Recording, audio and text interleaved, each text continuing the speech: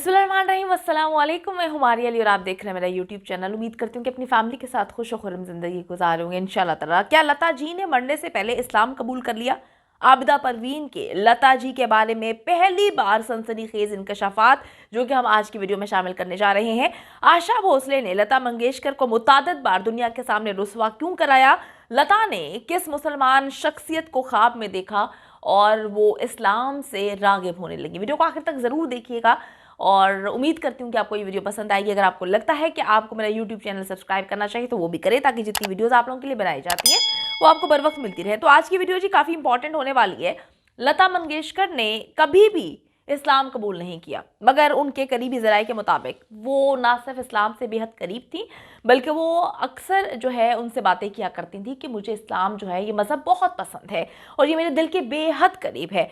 अच्छा जी, उन्होंने अक्सर जो है इस बात का जिक्र अपने करीबी दोस्तों से भी किया कि वो इस्लाम की तरफ राग़िब होना चाहती हैं, लेकिन ये इतना आसान नहीं था। उनका नाम बहुत बड़ा है और उनको हिंदुस्तान में देवी का दर्जा दिया जाता था। इस वजह से वो कभी भी हिम्मत ही ना कर पाई कि वो दुनिया के सामने ये बात रख सकें। लता जी को एक ख्वाब आता है जिसमें अल्लाह के वली लता जी को जो है अपने दरबार में हाजिरी के लिए बुलाते हैं। वो अपनी फैमिली से इस बारे में बात करती हैं, जिक्र करती हैं, तो उनकी फैमिली कहती है कि जी आपके दिल में वहम आया, ऐसा नहीं हो सकता। लेकिन अल्लाह के वली उन्हें बार बार बुलाते हैं, ख्वाब में आते हैं। लता जी फिर अपने दिल की बात सुनती हैं और अपने ड्राइवर के साथ उनके दरबार पर हाजिरी के लिए चली जाती हैं। वहाँ जाकर काफ़ी देर बैठी रहती हैं और अगली बार वापस दोबारा उधर जाने का जो है वादा करती हैं और जो है वापस आ जाती हैं, मगर वो दोबारा वहाँ पर नहीं जा सकती।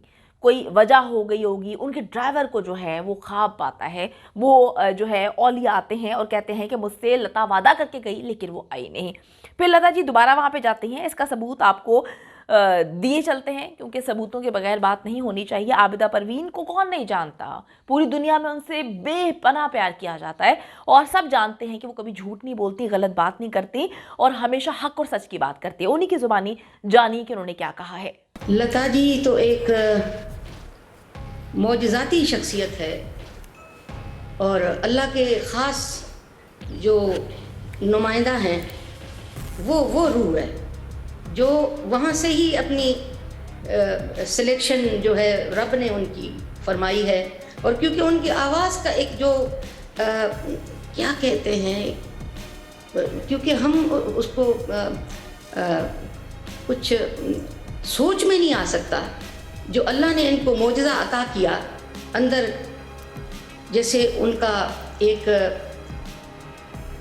उनका आवाज़ स्पार्क करता है, चमक है उसमें, एक अजीब अपनाइयत है कि वो उनकी अपना ही मर्तबा है उस आवाज़ का, वो पता नहीं कहाँ ले जाता है आवाज़। और जितनी शायरी उन्होंने गाई है उसमें वो समो जाती थी, वो खुद को वो उनके सुपुर्द करती थी। पर उनकी आवाज़ जो है वो बिल्कुल, यानी उसका एक जो दर्द है वो खुदा की देन है। उसमें जो है वो पूरे कायनात के सुनने वालों को उन्होंने अपना बनाया इस मोजज़े से। ये अल्लाह का मोजज़ा आवाज़ है, ये बनाया नहीं गया, ये बनाया आया है। तो ये अल्लाह का करम है बड़ा कि जो है ये हम में जो है वो है, और इनका आवाज़ है, इनकी शख्सियत इतनी हम्बल शख्सियत है कि ये अपने आप को कुछ भी नहीं समझते थे। और एक दफ़ा मुझे बात याद आ रही है कि किसी ने पूछा कि आप किस तरह से जो आपको ये कितने अच्छे लगते हैं अपने गाए हुए जो गाने हैं, तो उन्होंने कहा कि मैं चाहती हूँ कि अगर दोबारा से अगर मुझे ज़िंदगी मिले तो इनको फिर से गाऊँ, फिर से इनको ठीक करूँ, फिर से ठीक करके गाऊँ। तो यानी इतनी हम्बलनेस, इतना यानी इनको वो होता था कि पता नहीं, क्योंकि असल में सेटिस्फेक्शन जो है बड़े लोगों को होती नहीं है। इसको अगर यूँ कर देती तो ये हो जाता, यूँ कर देती तो ये हो जाता। अभी तो असल में इन्होंने सिखाया है किस तरह से गाना है और किस तरह से ये उठान करती थी लफ्ज़ की और फिर छोड़ना, लैंडिंग जो है वो अजब एक ये स्कूल है। यानी ये हर वक्त का स्कूल कायम है, हर वक्त आदमी सीख सकता है कि लता जी ने किस तरह से गाया, इस लफ्ज़ को कैसे उठाया और कैसे छोड़ा है। आउटडोर स्टूडियो में मैं उधर रिकॉर्डिंग मेरी हो रही थी, तो ऐसे सुना कि दीदी जी तशरीफ़ लाई हैं, क्योंकि वहाँ पे स्टूडियो बहुत सारे।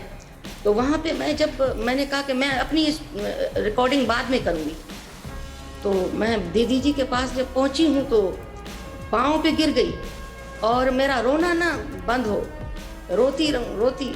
उसके बाद फिर मैंने अर्ज़ किया कि आप अपना काम फरमाइए, तो फिर मैं हाज़िर हो जाती हूँ।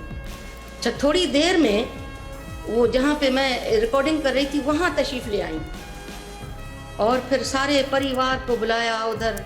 फिर एक बात फरमाई वहाँ पे कि सोमवार का दिन था, मुझे याद है, वहाँ तशरीफ़ फरमा हुई। तो फिर वहाँ पे वो बताया कि मैं हज़रत मोइनुद्दीन चिश्ती रहमतुल्लाह अलैह की दरगाह मैंने ख्वाब में देखी। तो फरमाया कि मुझे जुस्तजू हुई और घर वालों को मैंने बताया कि मैंने इस तरह से दरगाह देखी है, मैंने इस तरह से देखी है। तो वो घर वाले कहें कि नहीं दीदी, आपने फिल्मों में देखी होगी, किसी फ़ोटो में देखी होगी। तो मैंने कहा नहीं ऐसी बात नहीं है। तो ड्राइवर के साथ खुद निकल गई और वहाँ पे जब ज़ियारत की तो दिल में इन्होंने वादा कर लिया कि मैं फिर आपके पास आऊँगी। अच्छा, फिर वापस आ गए। उसके बाद फिर ड्राइवर ने बताया दीदी जी को, ड्राइवर ने ख्वाब देखा कि हज़रत मोइनुद्दीन चिश्ती रहमतुल्लाह अलैह सरकार, उन्होंने फरमाया कि दीदी जी को कहो कि उसने वायदा किया था मेरे साथ, तो आई क्यों नहीं। तो यानी इतना बुजुर्गाने दीन का हाथ उन पे हमेशा इकट्ठे, यानी तो इस वजह से जो है वो सारा एक सिलसिला जो है वो एक रूहानियत का सिलसिला इनके अंदर जो स्पार्क करता है ना, स्पार्क, तो वो जो नूर है वो नूर ही नूर है बस। असली बात यही है कि जो कुछ किया सो तुम किया, मैं कुछ कछु किया नहीं, कहो कही जो मैं किया, तुम ही थे मुझ माही। दूसरी तरफ आते हैं जहां पर लता जी और उनकी वो बहन जिनको बनाने वाली लता जी ही थी, आशा भोसले। इन दोनों ने कई सालों तक एक दूसरे से बात नहीं की। इन दोनों के दरमियान काफ़ी नफरत का रिश्ता पाया गया। दोनों बहुत बड़ी सिंगर हैं, आपको पता है, और लोग आपस में इनकी लड़ाइयाँ कराते रहते थे कि तुम एक दूसरे से जेलस होती हो।